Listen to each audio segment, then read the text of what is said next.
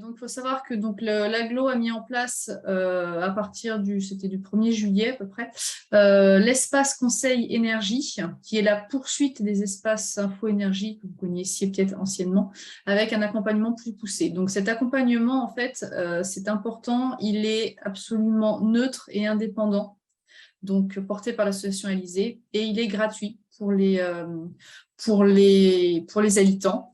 Il est constitué, comme vous disiez tout à l'heure, le conseiller, par tout d'abord un primo-accueil téléphonique au numéro qui vous sera indiqué à la fin du webinaire, puis, si nécessaire, ensuite, déclinaison sous forme de permanence sur le territoire, donc des rendez-vous, 3/4 d'heure de rendez-vous en permanence en tête-à-tête avec un conseiller pour tout conseil technique, juridique, financier.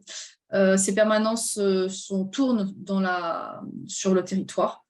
Et ensuite, si votre projet de rénovation énergétique atteint les 35% de gains énergétiques, vous pourrez prétendre à un accompagnement encore plus poussé. Voilà. Donc, ce soir, ce sont des animations thématiques. On vous présentera à la fin des webinaires aussi la suite des animations. Donc voilà on va dire pour l'espace conseil énergie de la question Cerven Agglo. Je vous laisse la parole. Merci Delphine. Bonsoir à tous. Du coup, moi, c'est Louis Guillaume. Je suis aussi conseiller France Rénov et du coup, c'est moi qui vais vous faire la présentation sur la priorisation des travaux ce soir. Étant donné le nombre qu'on est, je propose pour que ce soit un petit peu plus interactif, que vous puissiez poser vos questions plutôt au fur et à mesure, plutôt qu'à la fin, comme on le disait. On peut peut-être procéder par chapitre. À la fin de chaque chapitre, je propose que vous posiez vos questions. Ça permet de faire un petit peu de quelque chose de plus vivant, si ça vous va. Ronan, c'est bon pour toi, tu prends des questions du coup au fur et à mesure soit en direct, soit par le chat, comme tu disais, plutôt par chapitre que vraiment à la fin de la présentation. D'accord, donc à la fin de chaque chapitre, on fait une session de questions et si vous voulez les poser, en amont, vous pouvez si vous souhaitez pas prendre la parole, c'est moi quand même qui lis les questions ou on les laisse, Ouais, bah, non, ils peuvent les poser Ouais, par eux-mêmes, je pense. ouais, Enfin, ouais, on très fait ça. bien, ouais. Et je te laisse prendre la Donc main en aussi sur fonction de l'admission des ouais. particuliers, du coup. Est-ce qu'on fait le Heu, sondage quand même, ouais, tu peux le lancer, ouais. Alors du coup, pendant que je vous donc présente, le déroulé, vous allez avoir une question qui va vous être posée dans le sondage, à laquelle vous allez pouvoir, répondre. Donc du coup, ce soir, on va voir différentes choses. C'est les raisons qui peuvent, pousser, en fait, à rénover son logement. On va voir ensuite comment se répartissent, les déperditions sur une, maison. Comment on peut faire un état des lieux? Donc la réponse, hein, c'est l'audit énergétique et une fois qu'on a cet audit, comment on va pouvoir, organiser, prioriser ces travaux? Ensuite, on évoquera rapidement aussi la question des aides financières et donc le temps de questions-réponses est estimé à 15 minutes, sachant qu'on aura aussi un petit peu de temps au fur et à mesure comme je le disais.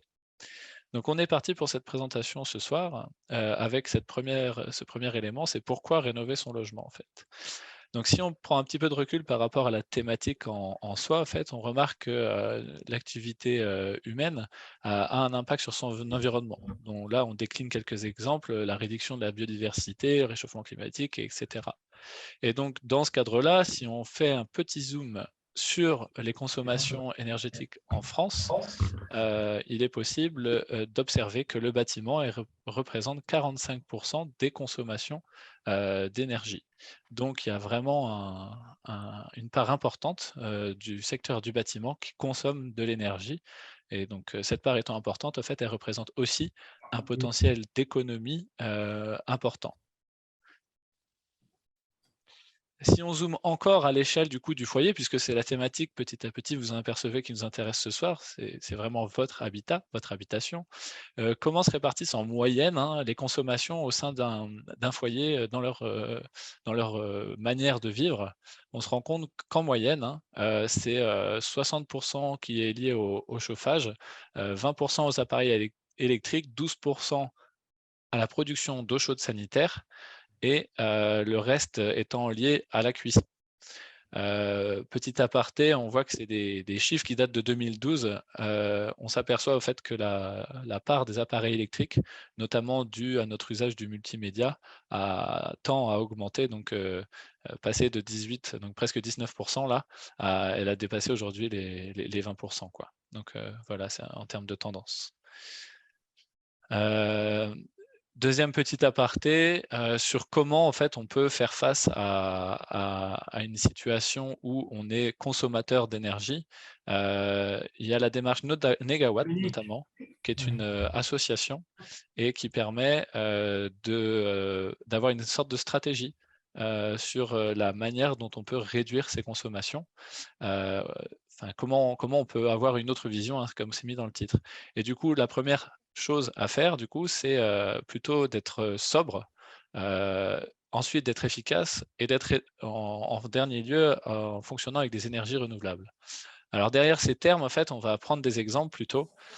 Si on prend la question de l'éclairage, par exemple, si on suit la démarche Negawatt, donc l'association dont je parlais, un exemple au niveau d'éclairage viserait à éteindre les lumières dans un premier temps pour être sobre. Ensuite, en termes d'efficacité, du coup, ça irait plutôt vers un remplacement des ampoules consommatrices d'énergie, donc on va parler peut-être des halogènes notamment, vers des ampoules dites basse consommation ou des LED. Enfin, si on veut avoir le bout de la démarche, ça serait d'avoir une production du coup électrique qui permet de fonctionner l'éclairage, qui soit de type renouvelable, donc soit avec l'éolien, soit avec le panneau photovoltaïque. Vous retrouvez le même exemple avec le chauffage, où la première étape est plutôt de mettre un pull, la deuxième d'isoler son logement, et la troisième de fonctionner avec une énergie renouvelable, par exemple le bois.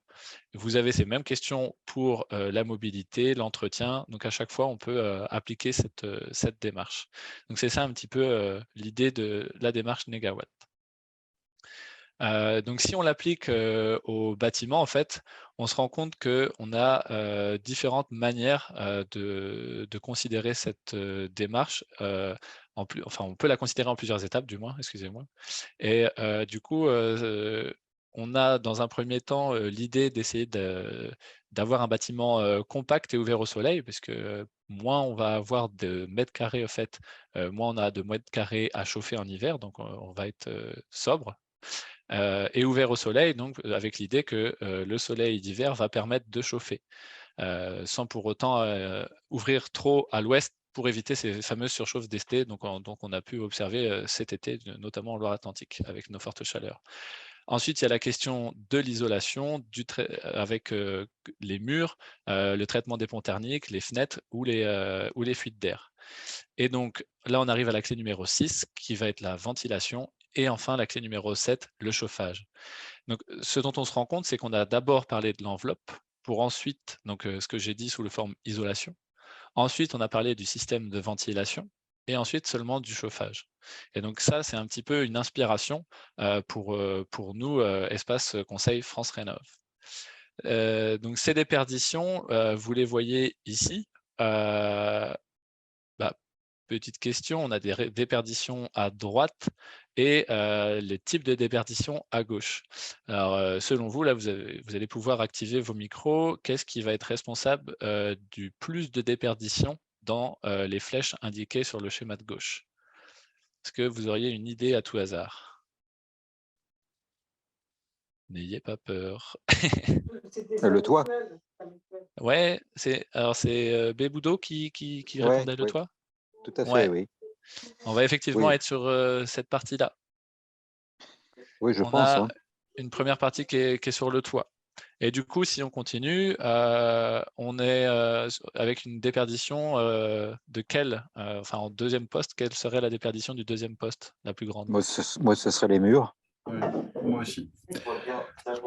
Ok. Et si on continue le classement, du coup? Les fuites. Excusez-moi, Ouais, Jean-Louis oui, Dominique, est-ce que c'est possible de couper votre micro Ah oui. ou sauf si c'était pour intervenir et auquel cas Oui, c'est... les fuites, les renouveler. Alors, en troisième position du coup? Oui, Ok. Est-ce que tout le monde est d'accord avec ça du coup? Je sais pas, l'air renouvelé aussi, ça peut être. Oui, c'était ça que disait du coup Jean-Louis Dominique. D'accord. C'était que l'air est renouvelé et les fuites d'air étaient responsables en 3e position. D'accord. OK. Et du coup, qu'est-ce qui viendrait après ça? On est sur un sans faute pour l'instant, c'est exceptionnel. Les fenêtres. Les fenêtres. Bah, les fenêtres, oui. OK. Et ensuite? Les ponts thermiques. Je sais Ouais. pas. Ça dépend des ponts, c'est toujours pareil. Bah, S'il y c'est en a ça. beaucoup ou Alors pas, du coup, quoi. on est effectivement sur des notions de moyenne. Et Ouais. on regarde les 2 derniers pourcentages à répartir, c'est 7 à 10% et 5 à 10%. Donc on est à quelque chose près sur les mêmes tranches en fait. Ouais. Mais par contre, c'est bien les planchers bas et les ponts thermiques. Donc en fait, on a ceci qui arrive. Donc on est bien avec une première partie qui est sur une déperdition par le toit. En fait, la chaleur montant, on va effectivement avoir cette déperdition qui est très majoritaire par rapport aux autres. Donc précision, hein, on disait ça dépend des déperditions. Là, on est sur une maison qui est d'avant 1974, pardon, non isolée. Hein. Donc c'est bien le cas qui est pris ici dans ce schéma-là. Ensuite, vous aviez raison, les renouvelés et les murs. Les murs, en fait, eux, ils sont responsables de cette grande déperdition parce qu'ils occupent beaucoup de mètres carrés et donc ils représentent à ce titre beaucoup de potentiel déperdition. L'air renouvelé et les fuites d'air, la grande oubliée, mais c'est souvent assez responsable de déperdition, mais aussi surtout d'inconfort en fait, des conforts liés à des courants d'air. Ensuite, vous avez dit les fenêtres. Quand j'ai commencé à animer ce webinaire, les fenêtres arrivaient toujours en premier poste de déperdition, ce qui est du coup, comme le montre ce schéma, pas vrai. Et ensuite, du coup, comme vous l'avez dit, les ponts thermiques et les planchers bas.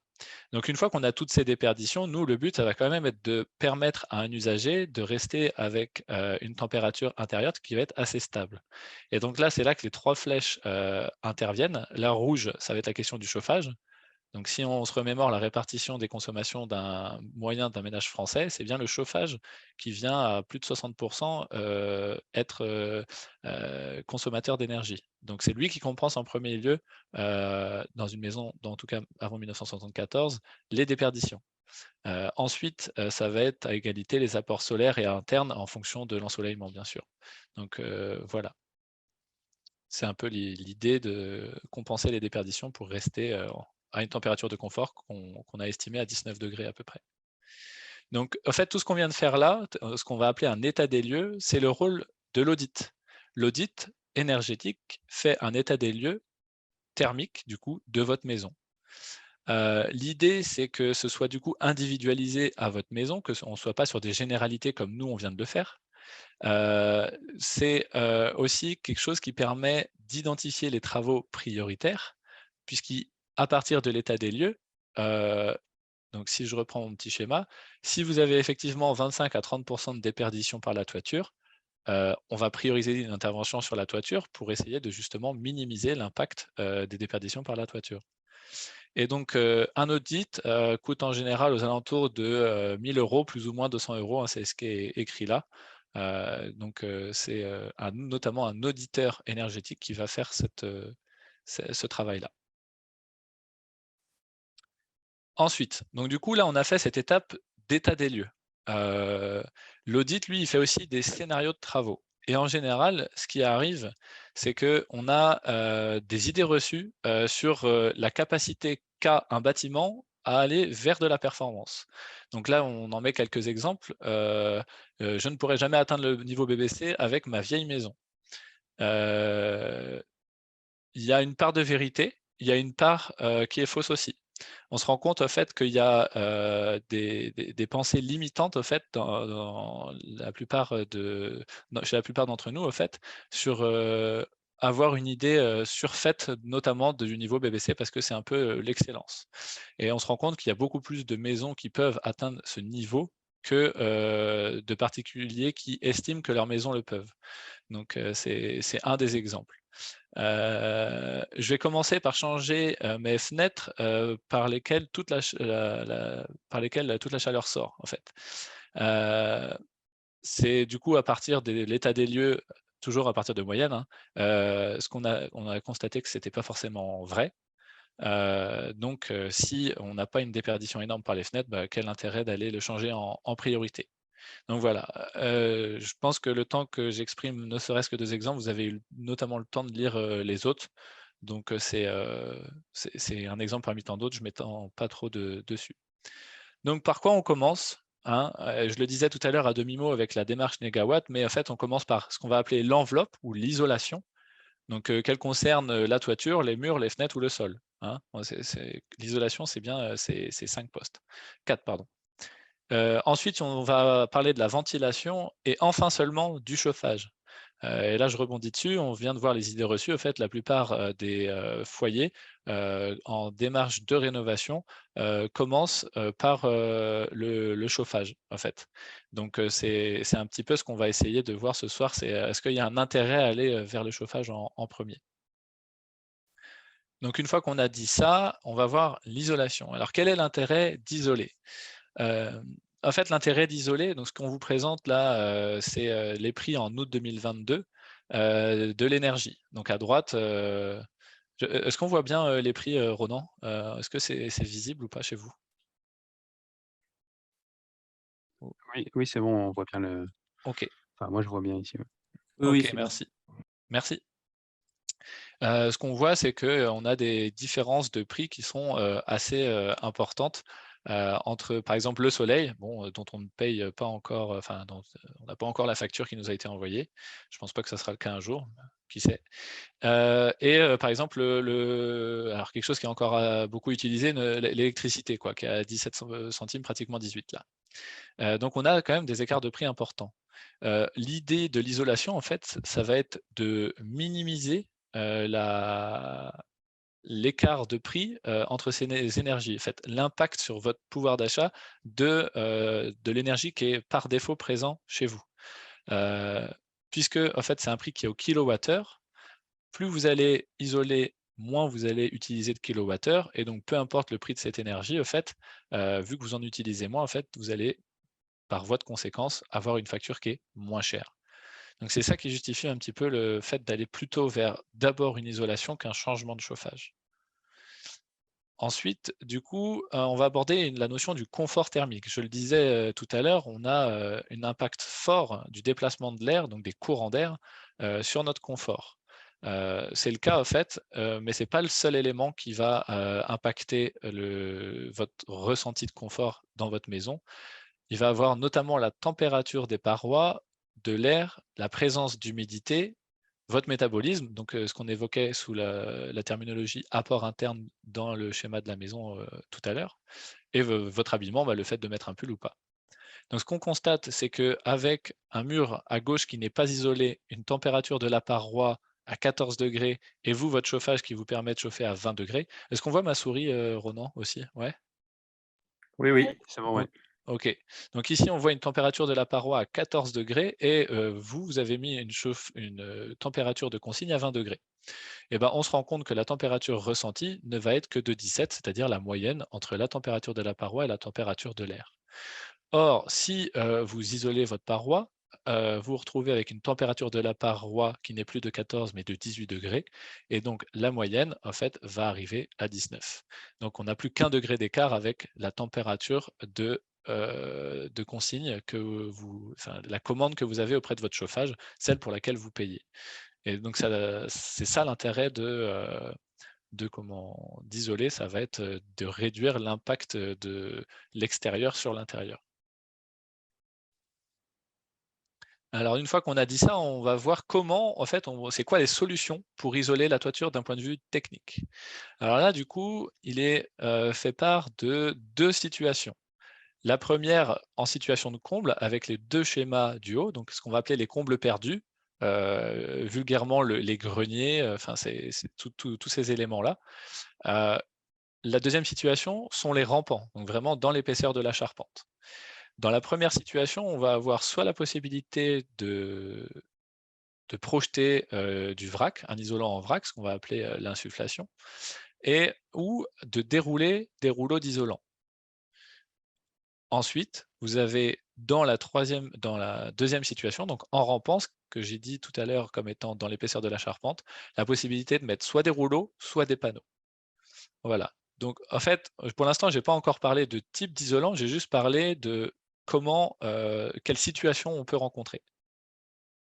Donc, on a 3 types de mise en œuvre d'isolant. On a l'isolant en vrac, l'isolant en rouleau et l'isolant en panneau.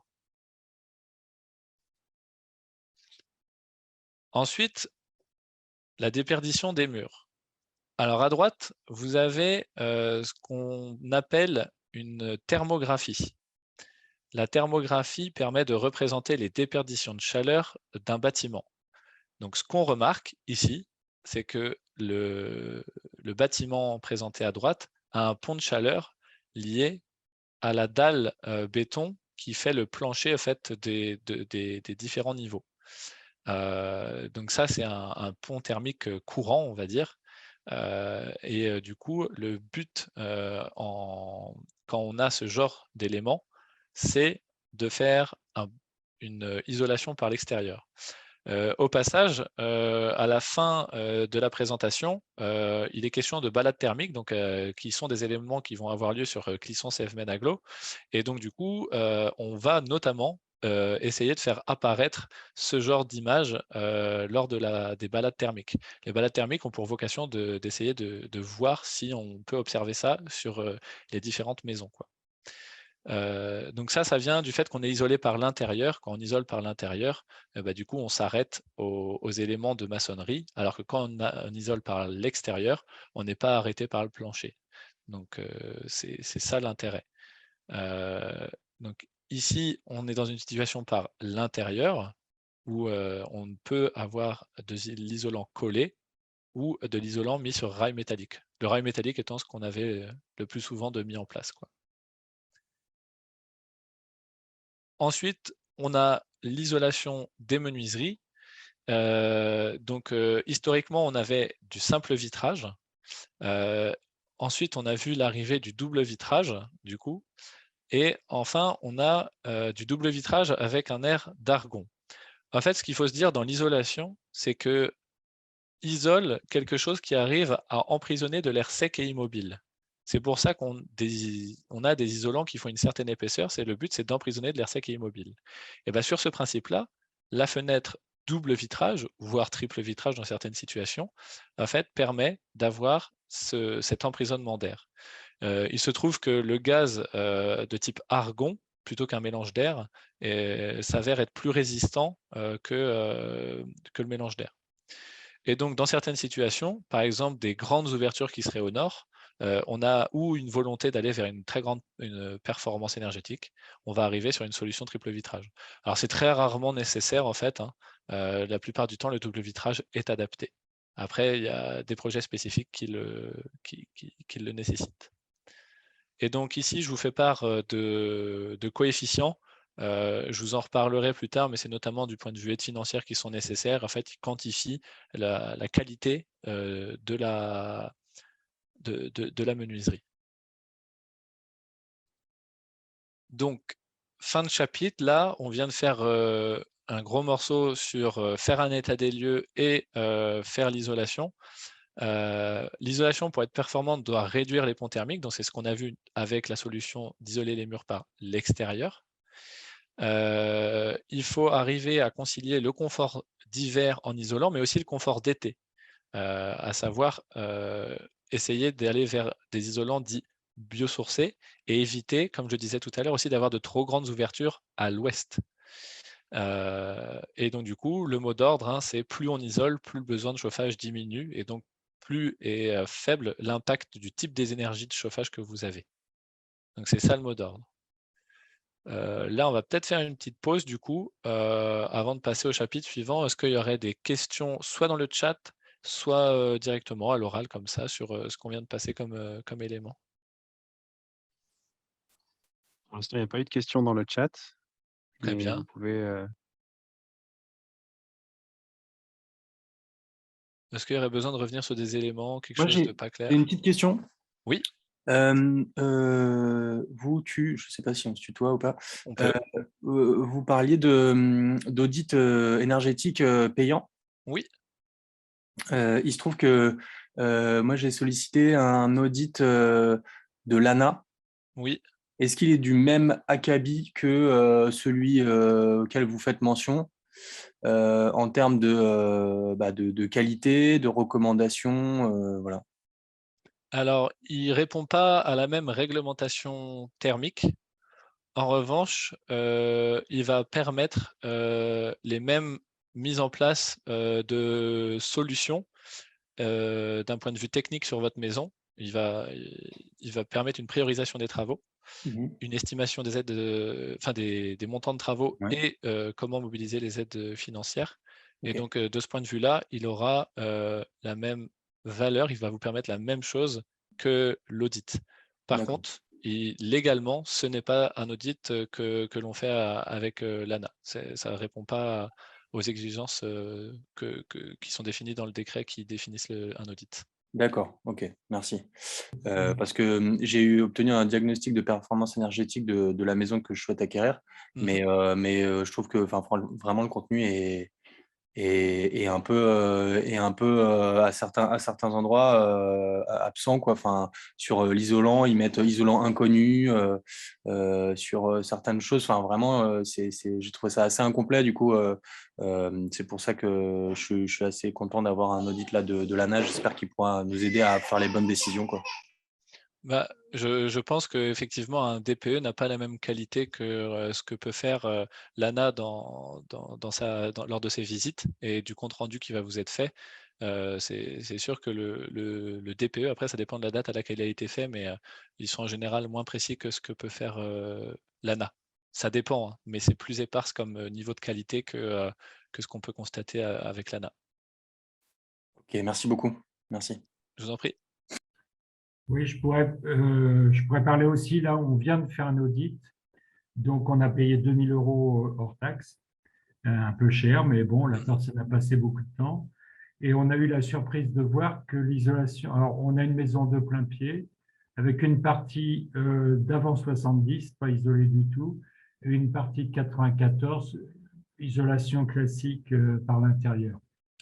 Et on a eu la surprise de voir que l'isolation des murs par l'extérieur, on imaginait ça, est venue que dans la troisième solution pour être en catégorie A. Et si on ne faisait pas l'isolation des murs, ça nous laissait en catégorie B, mais seulement à 6 points de la dernière solution. On a été très surpris. Pour être en bas de la catégorie B, à 6 points de la catégorie A, on nous propose le toit, naturellement, les ouvertures, la PAC, et puis un quatrième truc qui est la ventilation double flux. Voilà. Ok. Alors effectivement, 2 000 €, on est sur un audit qui est plus cher que ce que nous, on a observé sur le territoire. Et ensuite, pour ce qui est de la question technique du scénario de travaux, il faudrait voir ça peut-être lors d'un rendez-vous, ça serait plus approprié qu'en animation ce soir. Mais il faudrait voir comment il est possible de passer, enfin, il n'est pas possible en fait de passer de la catégorie D à A avec seulement 6 points de différence, sachant qu'il y a les catégories B et C qui sont entre les deux. Donc, je parlais de la catégorie B, hein, c'est-à-dire Ah, qu'avec B. Ah, autant pour moi. oui, voilà. Oui, j'ai mal Avec entendu. les 4 travaux, on était en B à 6 points de la catégorie A. Et en rajoutant l'isolation par l'extérieur et beaucoup d'argent, on était en catégorie A, mais dans le haut, donc pas très loin de la solution précédente. Effectivement. C'est ça tout l'intérêt de l'audit, en fait, c'est de réussir pour un particulier à se décider sur est-ce que le jeu en vaut la chandelle, est-ce que c'est réaliste pour moi d'aller chercher ce surcoût-là pour la performance qui en sort. Ça, c'est effectivement le but de l'audit, c'est vraiment un outil, il faut le voir comme un outil d'aide à la décision, en fait.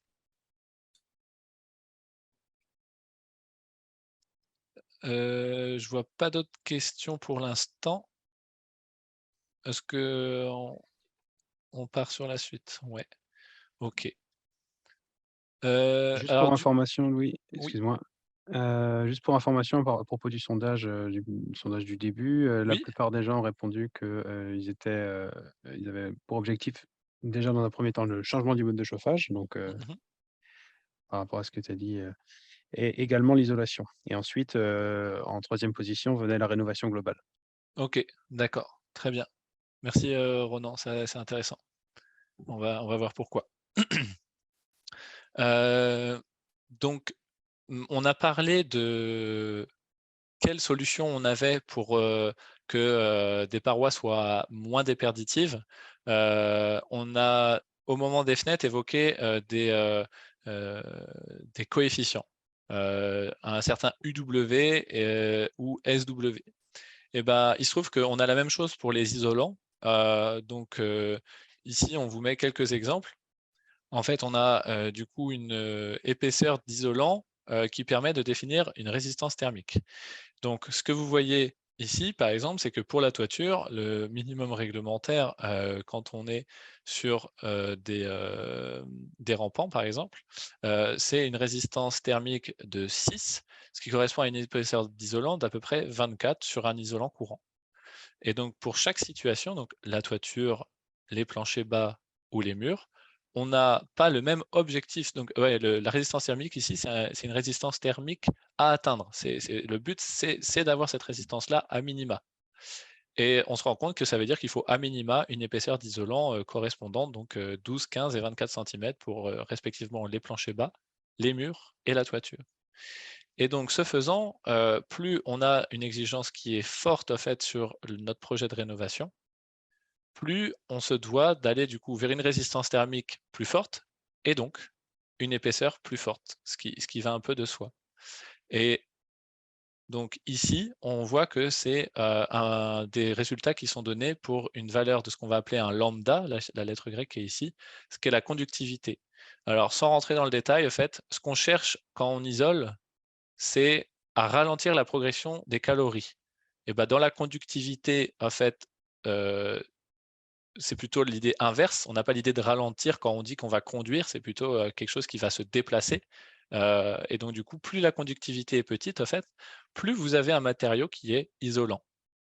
Donc, l'idée, c'est plutôt d'avoir un lambda petit pour avoir, avec une faible épaisseur, une grande résistance thermique. C'est ça qui va jouer, en fait, si on parle juste de résistance thermique. Donc ici, on met quelques valeurs et du coup, on se rend compte que les isolants synthétiques ont généralement des notes de lambda qui sont plus petites. Et donc, c'est pour ça qu'on a souvent des isolants synthétiques qui arrivent en solution de choix lorsque, par exemple, on veut isoler un vide sanitaire ou un aménagement de comble où on ne veut pas forcément perdre de hauteur sous plafond, sinon ça remet le projet en question. Donc, quand on a ce genre de contrainte architecturale, on arrive très souvent à des choix comme ceux-là, mais du coup, qui sont nécessaires que par les choix architecturaux. Sinon, on a du coup d'autres solutions, comme les isolants minéraux, que sont la laine de verre et la laine de roche, très, très répandus. Et on a aussi les isolants naturels, que peuvent être la ouate de cellulose, la laine de chanvre, la fibre de bois, le liège, et j'en passe. Donc ça, c'est le petit point sur l'isolation, une compréhension un petit peu plus fine des éléments techniques qui permettent de quantifier un petit peu la qualité d'une isolation. Alors ensuite, on passe à la ventilation, qui est un peu la grande oubliée de la rénovation énergétique. On entend très rarement parler de ventilation. On a du coup quelque chose qui n'est pas forcément bien compris. Le rôle de la ventilation, du coup, pour commencer, c'est d'éliminer les polluants, enlever l'humidité. Donc là, si vous vous rappelez bien, l'humidité vous permet d'être en situation de confort, hein. C'est un excès d'humidité. Si vous vous souvenez du schéma avec les températures de paroi, l'humidité a un impact sur votre ressenti. On dit qu'au-delà de 60%, en fait, on a du mal à se sentir en situation de confort et pour différentes raisons. Et donc, du coup, le but de la ventilation, ça va être de vous permettre de rester en deçà. Donc, on dit entre 45 et 55% d'humidité relative, c'est bien dans une maison. Et donc, tout ça ayant pour but de gagner en confort, du coup, hein. Autre conséquence de bien ventiler, en fait, c'est qu'on va éviter du coup une apparition des moisissures sur les murs, voire ce phénomène de papier peint qui se décolle. Et donc la ventilation du coup peut aussi, donc avec la présence de moisissures, amener à certains troubles de santé. Donc c'est vraiment quelque chose qu'il faut avoir en tête, de bien ventiler son logement, d'une part pour son confort, mais aussi si on est sensible à des voies respiratoires pour la question sanitaire. Donc en termes de solutions, on arrive à la première solution qui est la plus répandue, ce que vous avez, si vous avez une ventilation probablement chez vous, ce qu'on va appeler la ventilation simple flux. Donc VMC, c'est ventilation mécanique contrôlée. Par opposition à la ventilation naturelle, la ventilation mécanique contrôlée permet de contrôler les débits, en fait.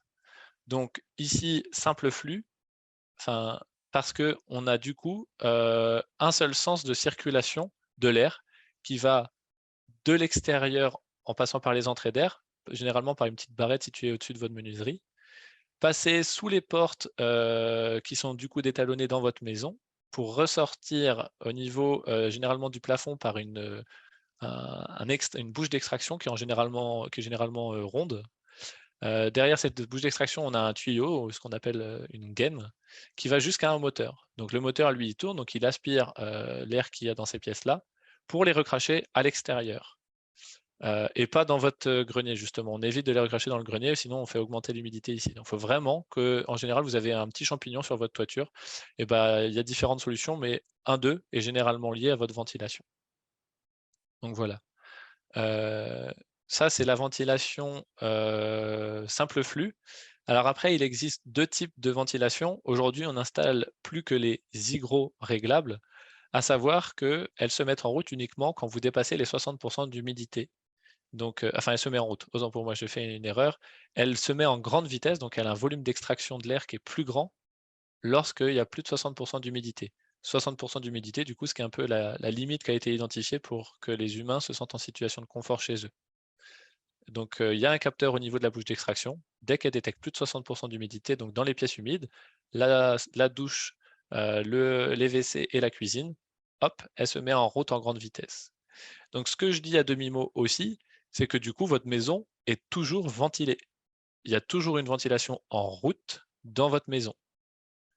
Donc ça, c'est pas forcément quelque chose qui est très répandu, mais la ventilation est toujours en route dans nos maisons. En tout cas, censée l'être, pour respecter les règles de l'art. Voilà. Donc, on remarque aussi qu'il y a un lien du coup entre vos fenêtres et votre ventilation, puisque l'entrée d'air de votre ventilation se situe bien au niveau des ouvertures de la chambre, des chambres, ou des salons salle à manger. Pour justement permettre ce qu'on va appeler le balayage de toute la maison. Donc en fait, il faut des entrées d'air à l'opposé. Donc l'entrée d'air, c'est la partie où il y a la flèche bleue, à l'opposé des extractions d'air. C'est vraiment important. La deuxième solution étant la double flux. Dans la version simple flux, en fait, on extrait l'air de la maison, mais on a chauffé cet air avec notre chauffage. Et donc du coup, c'est de l'air chaud qu'on va mettre à l'extérieur. Et donc on s'est dit que c'était un petit peu dommage de perdre ces calories en fait, qu'on a payées, peu importe notre système de chauffage, pour qu'elles aillent directement chauffer l'extérieur. Et donc, le principe de la double flux, c'est de faire rentrer l'air non plus par les ouvertures, donc ici on voit qu'on n'a plus d'entrée d'air au niveau des ouvertures, mais par un deuxième champignon en toiture, et le faire se croiser par l'intermédiaire d'un échangeur avec l'air chaud qui va sortir. Et donc ça permet d'avoir un air dans la maison qui n'est pas aussi froid que celui qu'on a sur une simple flux, puisqu'il a été réchauffé par la sortie de l'air sortant. Donc mécaniquement, en fait, les deux airs ne se croisent pas, hein. C'est vraiment un échangeur.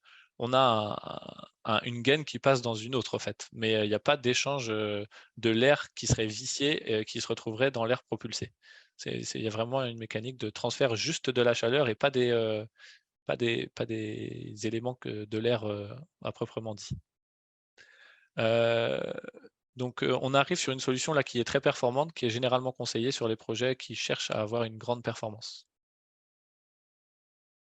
C'est un système qui est plus coûteux que la simple flux et qui peut notamment être intéressant lorsqu'on a des problématiques de radon. Donc, on n'est généralement pas trop concerné en Loire-Atlantique. Donc, le radon, c'est un gaz radioactif. En fait, ce qui n'est pas dit dans le schéma ici, c'est que vu qu'on extrait de l'air et on en fait rentrer, on gère parfaitement la pression de la maison. Enfin, c'est en tout cas le mode de bon fonctionnement de la ventilation. Et en général, on s'arrange pour qu'il y ait un tout petit peu plus d'air à rentrer que d'air à sortir. Et donc, du coup, on a une maison qui va être en légère surpression. Et donc, le gaz qu'est le radon radioactif va plutôt rester au niveau du sol et donc éviter les bronches, donc les voies respiratoires de l'humain qui occupe. Donc, c'est un petit peu ça l'intérêt quand on est en zone radon d'aller vers une VMC double flux. Voilà pour la partie ventilation. Et on arrive à ce pourquoi la plupart d'entre vous sont là ce soir, en tout cas ont la volonté de commencer leurs travaux, et dont on a vu que ce n'était pas forcément le meilleur choix. Alors attention, là encore, moi je n'ai pas vu vos projets, hein, je ne suis pas en train de dire que c'est inadapté, mais par contre, il y a une question à se poser sur l'isolation et la ventilation avant de réfléchir au système de chauffage. Alors pourquoi ça? Rapidement, en fait, si vous avez un chauffage d'une puissance X, avec un niveau d'isolation qui a besoin que vous ayez une certaine puissance, lorsque vous allez isoler, votre besoin de chauffage il va se réduire. Et donc, la puissance de votre chaudière va nécessairement pas être la même et vous allez avoir un besoin inférieur de chauffage. Et donc, vous allez pouvoir réduire la puissance de votre chauffage. Problème, c'est que tous les chauffages ne permettent pas de moduler leur puissance. Donc, c'est très important de réfléchir à un projet de manière globale, notamment pour qu'il y ait une cohérence entre le niveau d'isolation et la puissance de votre chauffage. On voyait au début que le chauffage avait pour but de compenser en fait, vos déperditions, enfin nos déperditions. Et donc, il est bien important de réfléchir en même temps l'isolation que le chauffage. C'est pour ça qu'on arrive plutôt à des solutions de rénovation globale, en tout cas de réflexion sur la rénovation globale, avant d'engager les travaux qui seraient du poste par poste sans forcément avoir réfléchi la globalité. Donc là, je remets un petit peu, je remets le schéma qu'on a déjà vu tout à l'heure pour justement montrer qu'on a in fine, une différence entre ces énergies et du coup, en fonction de si le gaz passe, si le réseau électrique est suffisamment puissant pour installer un générateur de type pompe à chaleur, si on a des contraintes, il n'y a pas de gaz, il y a un réseau qui est trop peu puissant parce qu'on est en bout de ligne, parce qu'on est en pleine campagne, vers qu'est-ce qu'il nous reste comme solution, quoi. Donc voilà, là, vous avez, c'est accessible hein, au passage, vous avez la source en bas à droite de la diapositive. Donc c'est l'AGENA, qui est une association qui fait un recensement du prix des énergies tous les trimestres. Donc on a d'ailleurs, il me semble, août 2022, non, c'est la dernière mise à jour, août 2022, là, du coup, qui vient d'être publiée.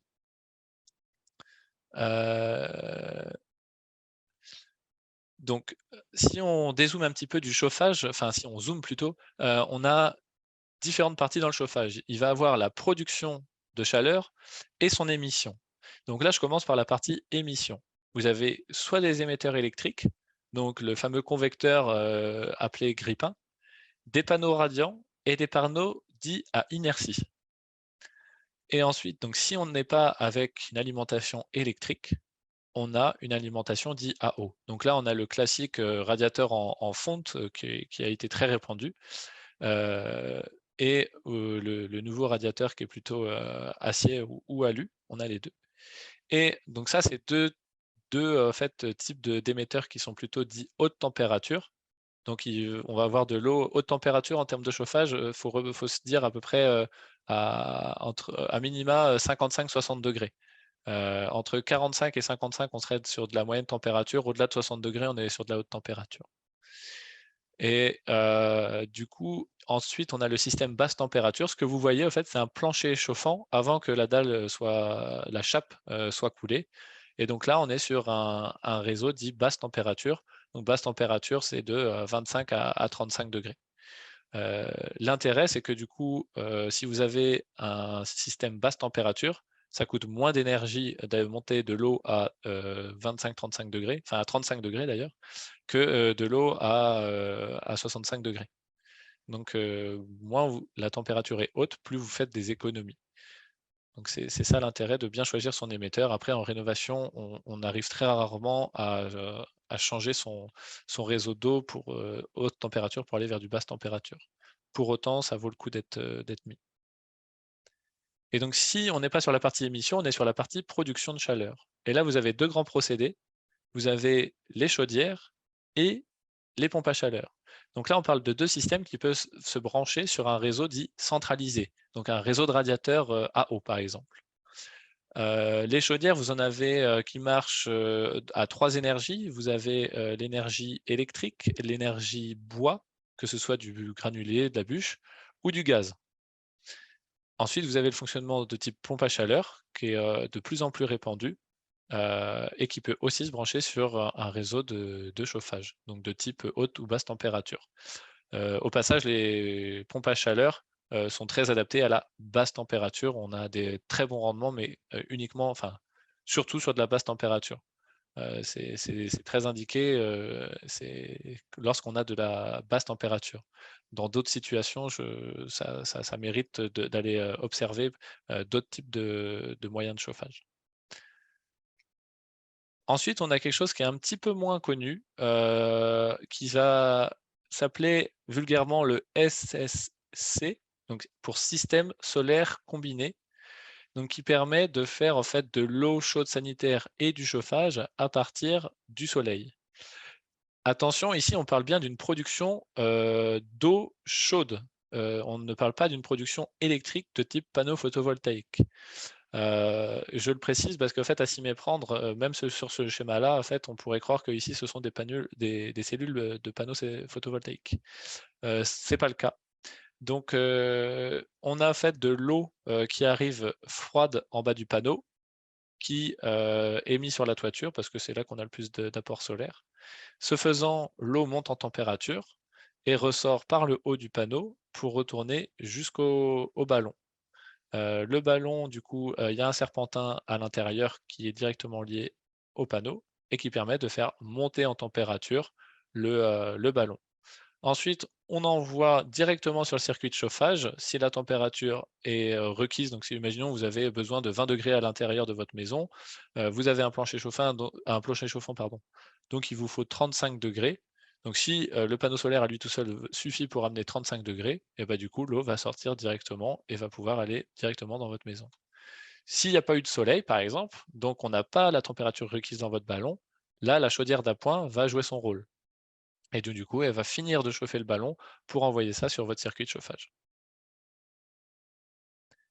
Voilà pour la partie système solaire combiné qui est un peu moins connue. Et enfin, du coup, ça c'est du coup considéré comme énergie renouvelable, hein. Forcément, on utilise le soleil. Ensuite, on a la partie bois.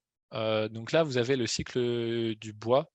Le bois qui va être utilisé du coup dans les poêles à granulés, bûches ou inserts en appareil indépendant à opposer à système centralisé.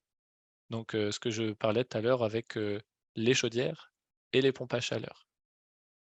Donc, sur la slide ici. Là, en bas à gauche, vous avez par exemple une chaudière à granulés avec son schéma de fonctionnement. Donc ça, c'est branchable sur, vous pouvez le relier, le joindre à votre réseau de chauffage à eau. Ici, vous allez être directement sur une émission de la chaleur de votre poêle directement aux pièces dans lesquelles se situe votre poêle ou votre insert, qu'il soit à bûche ou à granulé du coup.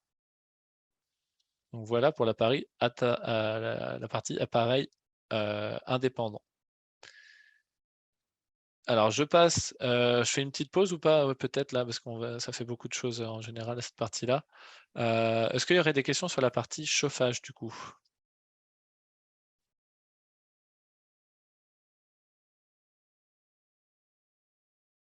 Il n'y en a pas dans le chat, Ronan, du coup?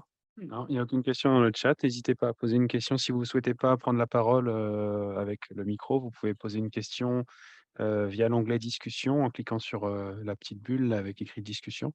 Ça vous permettra d'ouvrir le panneau de discussion pour pour poser votre question. Sinon, vous pouvez la poser directement avec votre micro. Ok. Alors du coup, je non. continue s'il n'y a pas de questions. On fait juste un rappel sur les démarches et les aides financières pour vous dire que du coup, il y a pas mal d'éléments qui sont à prendre en compte avant de commencer votre projet de rénovation énergétique. Donc, je vous invite à prendre contact avec nous pour justement essayer de définir au mieux le plan de financement de votre projet. Euh, Delphine, à ce sujet, est-ce que tu as le numéro de téléphone pour CSMA pour nous joindre pour le territoire de Clisson? Oui, tout à fait. C'est le 02 40 57 57 81. Est-ce que Ronan, tu as moyen de le mettre dans le Rocket, comme ça les gens peuvent y avoir accès, puisque j'ai pas forcément mis le bon numéro dans ma présentation. Le numéro de quoi?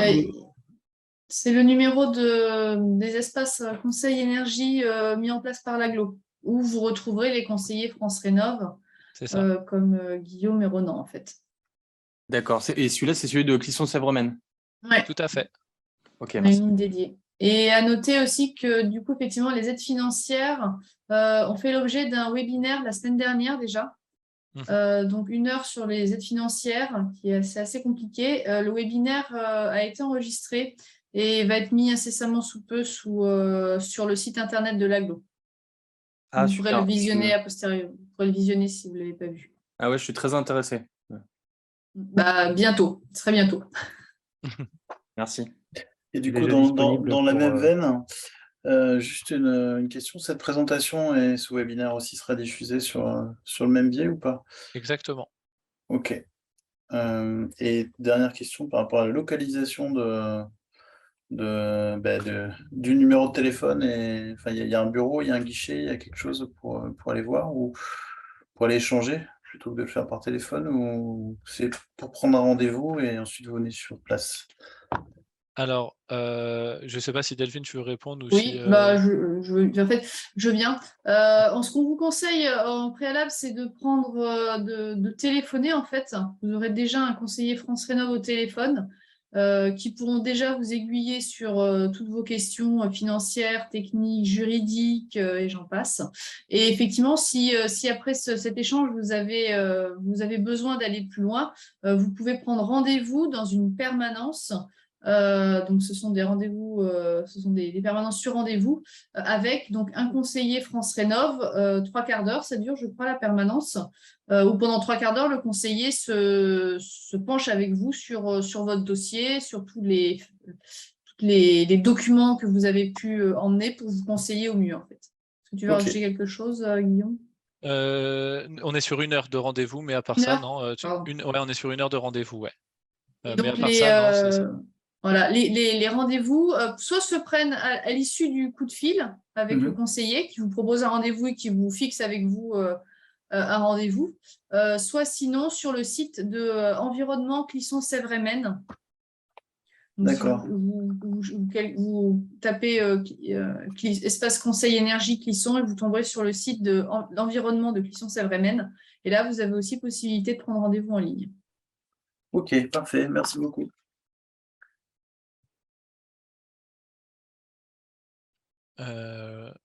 Voilà pour la partie là.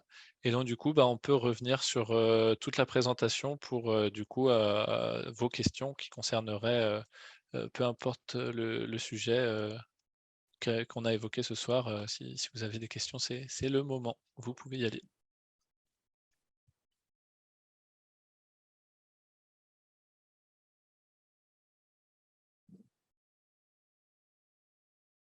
Ah, tout est compris, c'est super.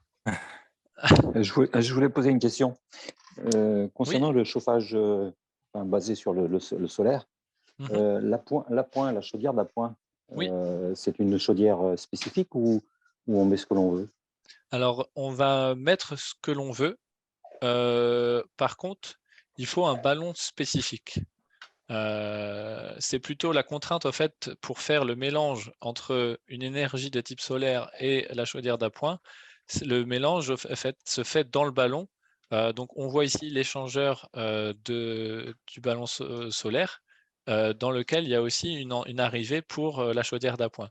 Donc, c'est plutôt le ballon qui doit être spécifique dans cette situation-là que la chaudière d'appoint. D'accord. OK. Merci. Avec plaisir, je vous en prie.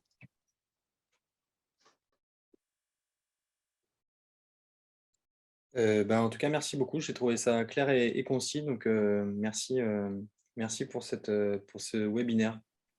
Ok, ça fait pas trop d'informations d'un coup là, parce que c'est vraiment un webinaire qui est assez conséquent en général, où ça fait beaucoup d'informations, quoi.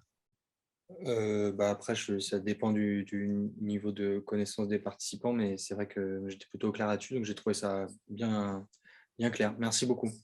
Super, et ben merci à vous de votre présence en tout cas.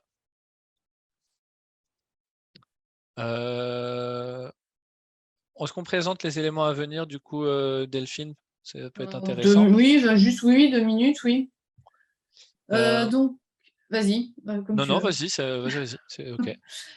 Donc, on continue en fait notre cycle d'animation alors là, les webinaires sont terminés. Maintenant, ça va être des ateliers en présentiel. Donc, il y aura un atelier ventilation.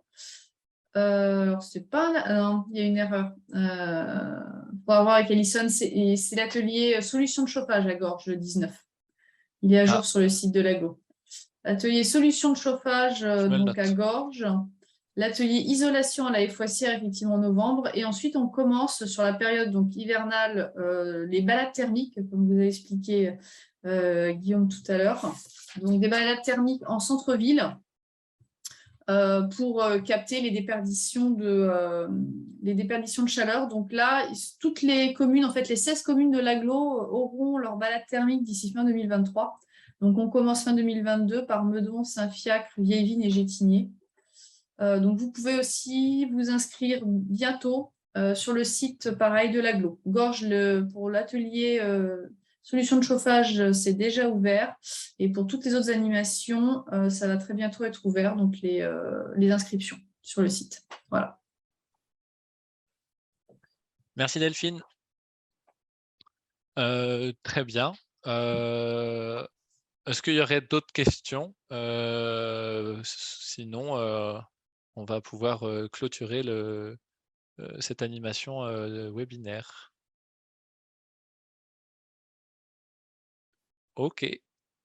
Eh ben, en tout cas, merci de votre présence. J'espère que ça a pu répondre à vos questions.